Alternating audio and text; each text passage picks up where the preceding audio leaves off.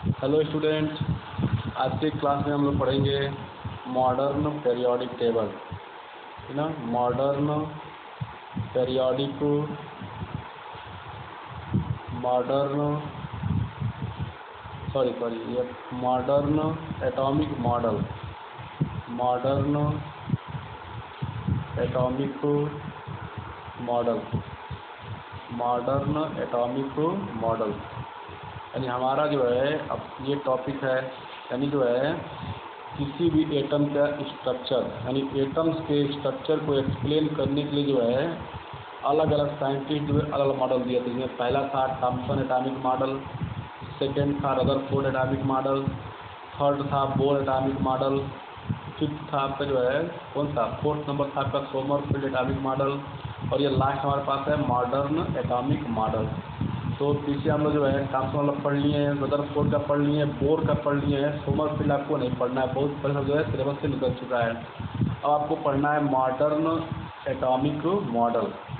Modern atomic model, इसको जो है एक साइंटिस्ट थे जिनका नाम था श्रोडिंगर, क्या नाम था, श्रोडिंगर। इन्होंने जो है इस मॉडल को गिवन किया था, इस मॉडल जो है प्रस्तुत किया था, ना। उनका नाम था श्रोडिंगर। श्रोडिंगर पढ़िए, श्रोडिंगर पढ़िए, जो आपको इच्छा करे। किसी बुक में श्रोडिंगर लिखा हुआ है, किसी में श्रोडिंगर लिखा हुआ है, तो आपको जो पढ़ना है आप इसका जो भी से जो है आप निकाल सकते हैं उच्चारण, ठीक है। अब होता है क्या है, मॉडर्न एटॉमिक मॉडल में बताया क्या गया है, यानी पीछे जो है जितने मॉडल बनाए गए हैं उन मॉडल में कुछ न कुछ ड्रॉबैक मिलता गया, जिसको जो है करेक्शन करते करते जो है हम लोग पहुँचे कहाँ पे, मॉडर्न एटॉमिक मॉडल। तो जो है पीछे जो भी ड्रॉबैक्स थे, जो भी कमियाँ थी, उनमें करेक्शन जो है करके जो है एक आपका नया मॉडल डिजाइन किया गया, जिसको बोलते हैं मॉडर्न एटॉमिक मॉडल। इसको श्रोडिंगर ने जो है गिवन किया था। तो आज हम लोग पढ़ेंगे कि इस मॉडल में क्या क्या बताया गया है। तो सबसे फर्स्ट पॉइंट इसमें यह बताया गया है कि कोई भी एटम क्या होता है, टू पार्ट से बना होता है। जैसे आप लोग पढ़ चुके हैं रदरफोर्ड में, बोर में, वही सेम टू सेम यहाँ पे कुछ चेंजिंग जो यहाँ पे नहीं है। फर्स्ट हमारे पास क्या होता है, न्यूक्लियस। फर्स्ट पार्ट क्या होता है, न्यूक्लियस, और सेकेंड पार्ट क्या होता है हमारे पास, एक्स्ट्रा न्यूक्लियर पार्ट। एक्स्ट्रा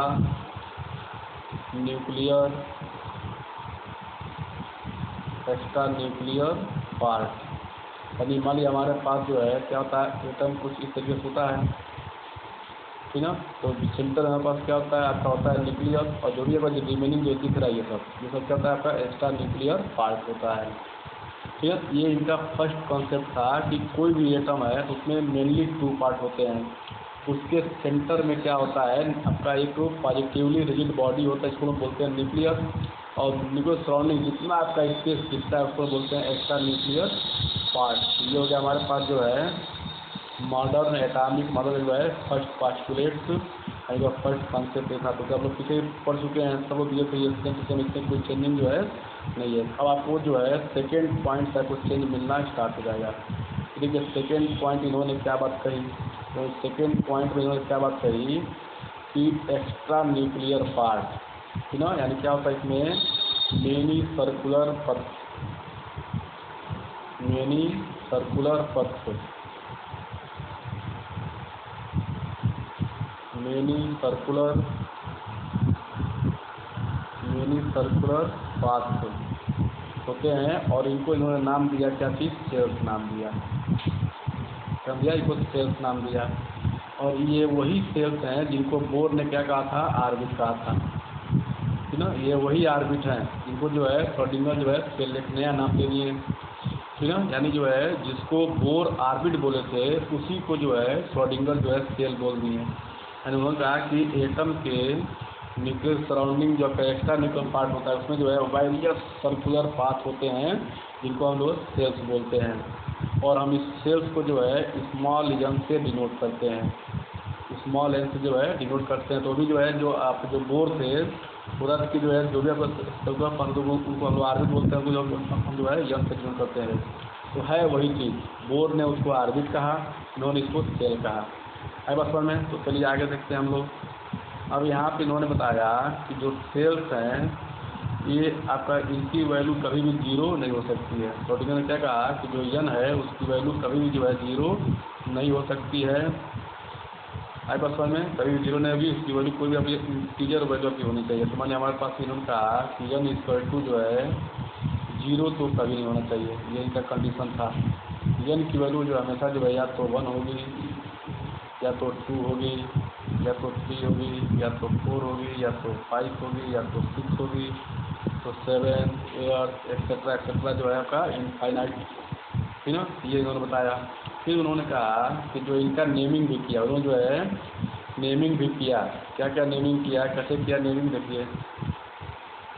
इन्होंने कहा कि अगर मान लीजिए हमारे पास जो है ये, मान लीजिए हमारे पास जो है ये हमारे पास जो है हो गया न्यूक्लियस, ये हमारे पास हो गया फर्स्ट ऑर्बिट, ये हो गया सेकेंड ऑर्बिट, ये थर्ड, ये फोर्थ। इन्होंने कहा कि हमारे पास क्या है N1 है, ये N1 है, और हम जो है के सेल बोलेंगे, के सेल यानी N1 यानी कि के सेल, मतलब क्या है के सेल। तो पास क्या है जो दूसरा ऑर्बिट है इसको बोलते हैं N2, इसको बोलते हैं यल सेल। तो तीसरा जो है इसको बोलते हैं N3 यानी कि जो है आपका N सेल। और लास्ट हमारे पास क्या है N सेल, इसको बोलते हैं N4 यानी कि जो है N सेल।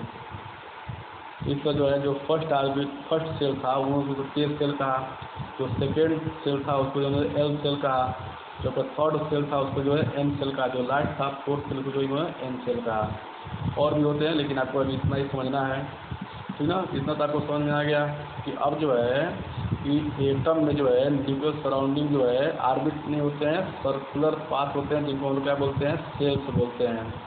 और वो सेल्स क्या है K cell, L cell, N cell, N cell, ठीक है। फिर इन्होंने जो है थर्ड पॉइंट, इसमें जो थर्ड पॉइंट का कहा, तो थर्ड पॉइंट ये बताया कि जो है कि सेल्स, जो भी सेल्स होते हैं वो क्या होते हैं, वो जो है स्मॉलेस्ट ब्लॉक से बने होते हैं, छोटे छोटे खंड से बने होते हैं, जिनको हम लोग क्या बोलते हैं सब सेल बोलते हैं। क्या बोलते हैं उनको, सब सेल जो है बोलते हैं। उन्होंने ये कहा कि सेल्स जो है क्या होते हैं सब सेल से बने होते हैं, सेल के अंदर छोटे छोटे ब्लॉक होते हैं जिनको हम लोग क्या बोलते हैं सब सेल्स बोलते हैं। ऐसा उपकोष बोलते हैं, इसको हम लोग बोलते हैं कोष, इसको बोलते हैं हम लोग उपकोष। यानी कोई भी कोष है तो वो जो है छोटे छोटे ब्लॉक से छोटे खंडों से मिलकर बना हुआ है, जिनको हम लोग बोलते हैं सब सेल। ऐसा में अब आपको पता हो गया कि सेल्स के अंदर क्या होते हैं सब सेल होते हैं। अब कितने कितने सेल होते हैं, तो मान लिया हमारे पास जो है ये क्या होता है, मान लिया हमारे पास जो है क्या होता है यहाँ पे कितने सेल होते हैं, मान लिया आपका एफ सेल होता है, पी सेल होता है, बी सेल होता है, और आपका एफ सब सेल होता है। तो मेनली जो है 4 टाइप ऑफ सब सेल्स होते हैं, और इन्हीं सब सेल्स के मिलने से क्या जो है सेल्स का निर्माण होता है। एंटीनम यानी यस पी मिल जाएंगे, यस पी डी मिल जाएंगे, यस पी डी यस मिल के जो है आपका एक सेल का निर्माण जो है करते हैं। यानी सेल्स किससे बने होते हैं, इन्हीं सब सेल से बने होते हैं। सवाल ये है कि कौन सा सेल जो है किस किस ऑर्बिट किस जो है सब सेल से बना होता है, ये हमको देख लीजिए बस, ठीक है। अब देखिए आगे क्या होता है, कौन सा सेल जो है किस सब सेल से बना होता है, ये भी आपको देखना है। तो देखिए बता दे रहे हैं आपको हम क्या क्या होता है इसमें आपका होता ये है कि जो से जैसे मान लीजिए हमारे पास जो है क्या होता है, जो भी हमारे पास के सेल है इसकी नंबरिंग क्या होती है n=1, n=1। तो जितना इसका नंबर है उतना ही इसमें क्या होते हैं सब सेल होते हैं। किसी सेल का जितना भी नंबर होता है उतना ही उसमें क्या होते हैं सब सेल होते हैं। आई बात समझ में। तो देखिए इसका कितना नंबर एक है, यानी इसमें क्या होते हैं केवल एक ही सब सेल होता है, यानी के सेल जो है केवल एक ही सब सेल से बना होता है, जिसको हम बोलते हैं क्या चीज़ यस सब सेल, यस सब सेल। यल जो सेल होता है इसकी नंबरिंग क्या होती है n=2। तो इसका नंबरिंग क्या है 2 है, यानी इसमें क्या होते हैं 2 सेल्स होते हैं। एक तो आपका यस होता है, एक जो है पी होता है। एक क्या होता है यस, एक क्या होता है, यानी 2 सब सेल से मिलके आपका यल सब सेल जो है बना होता है। यानी यस और पी सब सेल आपस में मिलते हैं तो आपका जो है एल सब सेल का फॉर्मेशन होता है। आई बात समझ में। तो देखिए अब हम आते हैं कहाँ पे, अगर हम लोग बात करें एम की नंबरिंग कितनी होती है n=3। इसमें क्या होते हैं 3 सब सेल होते हैं। एक होता है आपका यस, एक होता है पी और एक होता है डी। यानी यम सेल जो है 3 सब सेल एस, पी और डी से बना होता है। इसी तरह हमारे पास जो है यन सेल है, इसकी नंबरिंग कितनी होती है, यन इक्वल टू 4। अब 4 है तो इसमें भी क्या होंगे, 4 होंगे आजकल आपका yes, P, D and F.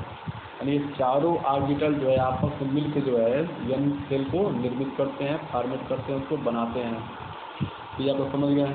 चलिए अब हम लोग आगे बढ़ते हैं नेक्स्ट पॉइंट पे अपने। अब हमारा पर जो है 4th पॉइंट हम लोग पढ़ने जा रहे हैं, क्या क्या होता है इसमें 4th पॉइंट। अब देखिए अब जो है हमारे पास, ध्यान दीजिए, अब यहाँ पे 4th हमारे पास जो प्रॉपर्टी है, ठीक ना, वो क्या होता है हमारे पास सब सेल। सब सेल सबसे छोटी जो है कि इकाई नहीं होती है। सब सेल्स के अंदर भी क्या होते हैं, छोटे छोटे ब्लॉक होते हैं और उनको हम बोलते हैं क्या चीज़, आर्बिटल। आर्बिटल, ठीक ना, जो पीछे था केवल आर्बिट था, ये हमारे पास क्या है, आर्बिटल है ये, ठीक ना। ऐसा में पीछे में जो बोर पड़े थे वो था आपका आर्बिट, ये हमारे पास क्या है, आर्बिटल है। दोनों में काफ़ी डिफरेंस है। यानी जो आर्बिट था वो आपका सेल्स है और आर्बिटल क्या है, सेल्स के अंदर सब सेल और सब सेल के अंदर क्या होते हैं, आर्बिटल होते हैं। अब असल में तो अब देखिए कि अब किस सेल में, किस सब सेल में कितने आपके आर्बिटल होते हैं, ठीक ना, किस सब सेल में कितने आर्बिटल होते हैं ये हमको समझना है। तो ध्यान दीजिए, जैसे मान लिया हमारे पास जो आर्बिटल कहते हैं, आर्बिटल जो होते हैं इनकी भी नेमिंग अब वही होती है, आर्बिटल। मान लिया हमारे पास जो आर्बिटल है वो भी क्या होते हैं, 4 टाइप होते हैं, F orbital, P orbital, D orbital and F orbital, ये सारे आर्बिटल होते हैं। तो अब हमको देखना है कि एफ सब सेल में कितने आर्बिटल होते हैं, पी सब सेल में कितने आर्बिटल होते हैं। आई बात समझ में। तो देखिए हमारे पास जो है, ध्यान दीजिए, जैसे मान लीजिए जो है हमारे पास यस है ना, देखिए यस में जो है, यस में मैक्सिमम 2 इलेक्ट्रॉन होते हैं। ध्यान देना है, इलेक्ट्रॉन की बात कर रहे हैं हम लोग, यस सब सेल की बात हो रही है कि यस सब सेल में मैक्सिमम 2 इलेक्ट्रॉन होते हैं। यस सब सेल में 2 से अधिक लीटर कभी हो नहीं सकते हैं, 1 होगा, 2 होगा, 3 कभी नहीं होगा। जो हमारे पास जो पी सब सेल है, पी सब सेल में जो है आपके 6 इलेक्ट्रॉन हो सकते हैं, 1 हो सकते हैं, 2 हो सकते हैं, 3 हो सकते हैं, 4 हो सकते हैं, 5 7 इलेक्ट्रॉन से कभी नहीं हो सकते हैं। फिर ऐसे हमारे पास क्या है, डी। डी में आपके जो है आपके मैक्सिमम 10 इलेक्ट्रॉन हो सकते हैं। यानी डी में जो है 10 से अधिक इसमें आ नहीं सकते हैं, 1 होगा, 2 होगा, 3 4 5 6 7 8 9 10 होगा, 11 तो इसमें कभी आएगा ही नहीं। ऐसे हमारे पास क्या है, यह आर्बिटल कितना होता है, 14, ऐसा में 14 होता है। अब ऐसा में 14 हो गया आर्बिटल। अब ऐसा में अब जो है इसमें यफ में क्या होता है, 1 to 14 आपके इलेक्ट्रॉन हो सकते हैं, लेकिन 15 से कभी नहीं आता है। अब देखिए अब हम लोग आते हैं कहाँ पे, फिर हम लोग आते हैं नंबर ऑफ आर्बिटल, यानी किसी भी सब सेल में कितने आर्बिटल होते हैं। तब ध्यान दीजिए, ध्यान देने का मतलब क्या है कि आपको समझना ये है कि मान लीजिए हमारे पास यस सब सेल है, तो यस सब सेल में कितने इलेक्ट्रॉन, तो 2 इलेक्ट्रॉन। सबको बताइए तो कहाँ है अभी। अब जो है जितना इलेक्ट्रॉन होता है उसका ठीक होता है आर्बिटल, तो 2 आपका इलेक्ट्रॉन है तो ठीक क्या होता है, 1 होता है आर्बिटल, 1 एटम। वो भी क्या होता है हमारे पास, यस होता है। और यह मतलब जो है आपका 1 ब्लॉक, यानी केवल एक है तो 1 ब्लॉक ऐसे बनाते हैं, तो जो है तो यस आर्बिटल है। अगर हम लोग बात करते हैं पी, तो पी में क्या होते हैं, 6 इलेक्ट्रॉन, जब ठीक आधा इसमें क्या होते हैं, 3 होते हैं, 3 होते हैं, यानी पी होता है। पी मतलब पी मतलब क्या है, 3, और इसमें 3 ब्लॉक होते हैं आपको, 1 2 3, इसको बोलते हैं लोग पी ब्लॉक। यानी पी आपका जो आर्बिटल है उसमें 3 जो है अच्छा होता है, ठीक है, 3 ब्लॉक होते हैं। तो जो पी आर्बिटल है तो क्या होते हैं, 3 ब्लॉक होते हैं, 1 ब्लॉक, 2 ब्लॉक, 3 ब्लॉक, ठीक है ना। अब देखिए अब हम लोग आते हैं कहाँ पे, डी में। डी में जो है क्या होता है, डी का, डी में कुल अब कितने होते हैं इलेक्ट्रॉन आपके, 10 इलेक्ट्रॉन होते हैं। इसका ठीक आधा होता है 5 यानी कि डी आर्बिटल, नाम वही होगा, डी सब सेल में डी आर्बिटल होते हैं।